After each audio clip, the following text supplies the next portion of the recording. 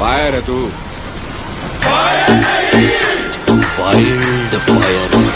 उसी को ऐसे बोलने लग गया। नहीं नहीं नहीं मोदी जी, देखिए दुनिया में बहुत तगड़े तगड़े आदमी हैं, हमें किसी से कोई आपत्ति नहीं है, लेकिन कोई हमें छेड़ेगा चाहे वो किसी भी लेवल का हो, अगर वो हमारे दिल समाज को छेड़ेगा तो हम बिल्कुल भी कतई ही बर्दाश्त नहीं करेंगे, बिल्कुल भी नहीं। दिल परदेस वाला हो